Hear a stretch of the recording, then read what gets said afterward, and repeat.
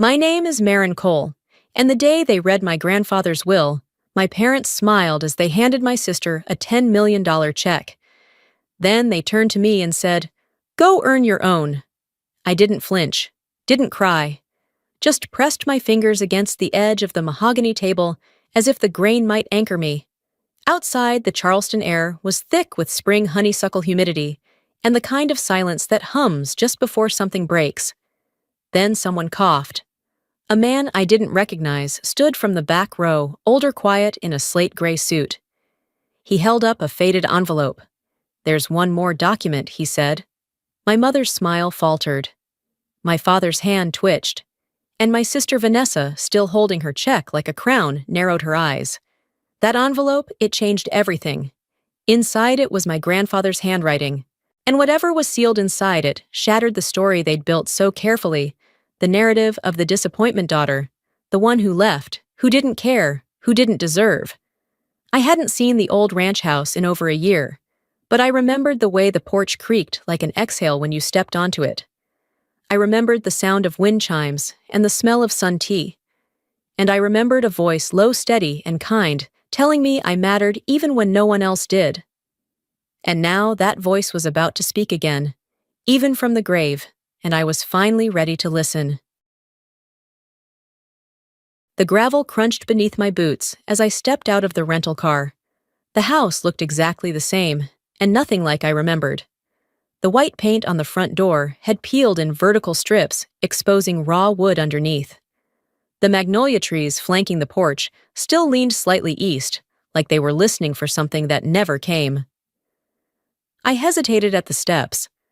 My pulse wasn't racing, but my fingers had curled into fists in the pockets of my coat. I hadn't been back here since the spring before Granddad died. Vanessa said Grandma didn't want visitors. She told me the funeral was at noon. I'd shown up alone to an empty church, thinking I'd made a mistake. I didn't realize the mistake was trusting her. The wind shifted, and for a second, it smelled like summer iced tea and lemon balm, just enough to make my chest ache. I knocked once. The door creaked open a moment later, and there she was, my grandmother, Margaret Cole. Same sharp jaw, same eyes that never blinked too long. Her arms were crossed, her posture steel. So she said flatly, "You finally decided to show up." The words hit harder than I expected. Not because they surprised me, but because they felt like a wound I'd forgotten to bandage. "I came back as soon as I save it," she cut in. "They told me you didn't want anything to do with us, that you changed your number, that you were ashamed. That's not true." I stepped forward. "I never changed it. I called. I came by. Vanessa was here. She said we weren't home." Her voice cracked just slightly. Then she turned and walked into the house, leaving the door open. I followed her through the front room, the air thick like memory. She moved slower now, but with purpose, disappearing into the back hallway. When she returned, she held out a leather notebook. "This is the number he kept calling," she said. I looked down. Granddad's handwriting, blocky, steady, unmistakable. But the number on the page wasn't mine. Not even close. "That's not me," I said, voice tight. It never was. Her fingers trembled. She sat down slowly in the floral chair by the fireplace, the one she'd claimed for decades. The silence between us widened. I didn't try to fill it. Finally, she looked up. "He asked for you, Marin. On his last day. He asked for you every morning until he couldn't anymore." I couldn't speak. My voice just evaporated. But the grief, it sat down hard beside me, like a truth that had waited too long to be heard. And in that moment, I knew this story wasn't finished. It had just been interrupted. We sat in silence for a long while. Grandma didn't cry. Neither did I. The room held too much weight for tears. It was the kind of silence that lives in old walls and worn furniture, a silence that listens more than it speaks. She handed me a cup of tea, the same chipped mug I used to steal sips from when I was 10. Her hand lingered for a moment on mine. "I should have known," she said, finally, eyes on the fireplace. "But when your own daughter tells you something, and the stories keep matching, it's easier to believe the wrong thing than admit the right one." I shook my head. They told you I didn't care, that I left and never looked back. She nodded slowly. Your grandfather never believed it. He kept calling, left messages I never heard. He even mailed you a letter when he got sick. I swallowed. I never got one. Her lips pressed together, and she stood again, moving toward the hallway. A moment later, she returned with a sealed envelope, aged paper, familiar script. My name written carefully in pen. This came back. Marked undeliverable. Vanessa said you'd moved. She said you wanted to be left alone. I held the envelope like it might vanish. My chest felt hollow, stretched. They rewrote everything I whispered. Cut me out like I was never part of this family. Grandma's jaw tightened. And I let them. A knock came at the door. Firm. Timed. Like someone who wasn't used to being kept waiting. She stood spine straightening. That's the lawyer. Stay here. I'll call you in when it's time. I didn't ask what was happening. I already knew something was unraveling. Through the thin kitchen walls, I heard their voices arrive one by one. My mother, overly sweet, with a tight laugh. Oh my, it smells the same in here. My father, cool and measured. I assumed this was handled. And Vanessa, her voice unmistakable, low and annoyed. Seriously, this couldn't wait until after the estate finishes processing. Then a pause. And my grandmother's voice colder than I had ever heard it. Please sit down. Mr. Haddock is on his way. He'll be reading Walter's final instructions. I gripped the back of the kitchen chair. The wood was warm from sun, familiar, like it had been waiting for me. They didn't know I was here, and whatever was coming, they didn't expect it. I didn't want revenge. I didn't come back to fight. But a small part of me, maybe the part that still remembered chasing fireflies behind this house, hoped that for once someone would say it out loud. That what they did wasn't a misunderstanding. It wasn't confusion. It was a choice. And now someone else, someone who loved me enough to write that letter, was finally going to speak the truth they'd all tried to bury. And this time, I would be in the room to hear it. Marin Grandma called. Come in now. I stood. My legs felt distant, like they belonged to someone else. But my hands, steady. I walked toward the living room, the light dimmer there, filtered through lace curtains that hadn't changed since I was a child. And then I saw them. 3 heads turned at once. My mother's smile froze mid-pose. My father shifted like someone had pressed rewind on his posture, and Vanessa's face went pale. All 3 looked at me like I was a ghost. I didn't smile. I didn't blink. I walked past them and sat in the armchair across the room. The one always left empty. The one no one offered me at holidays. No one said a word. Then the lawyer cleared his throat. Mr. Haddock was a tall man, soft-spoken eyes, unreadable behind gold-rimmed glasses. He reached into his leather case and pulled out a thick envelope. This, he said, is the last will and testament of Walter J. Cole. Per his explicit instructions, we will read both the legal distribution and a personal letter aloud with all immediate family present. No one moved.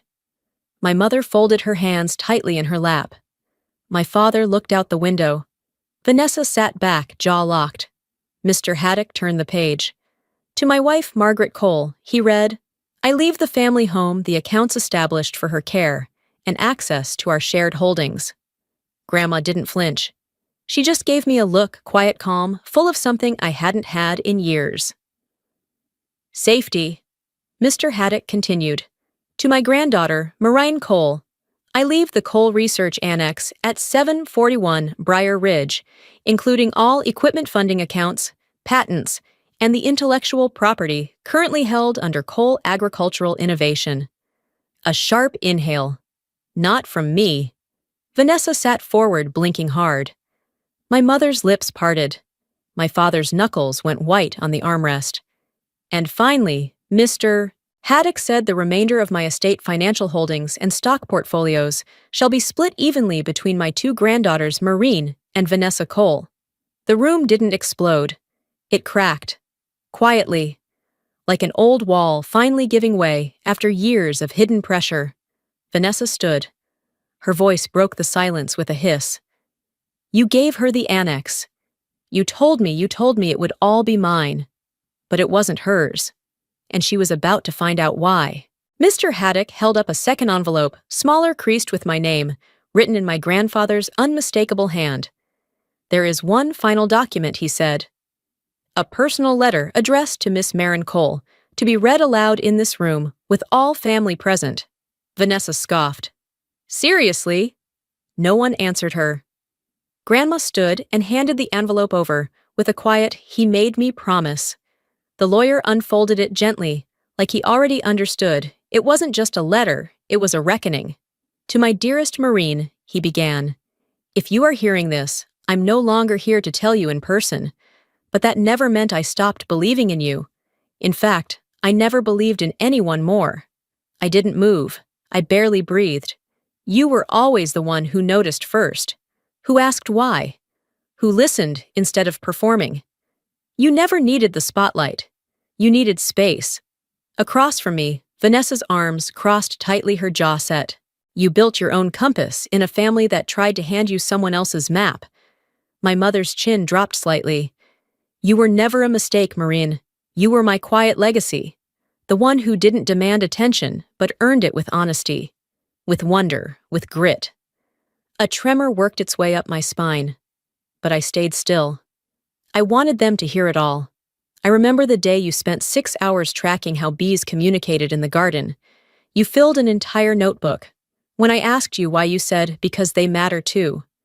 The words were simple, but in that room they felt like thunder. You mattered, even when others didn't know how to see you, especially then. Mr. Haddock paused. My vision blurred, but I didn't look away. "While I can't undo what they failed to give you, I can give you this something that is wholly entirely yours. A place that won't require you to ask permission to exist."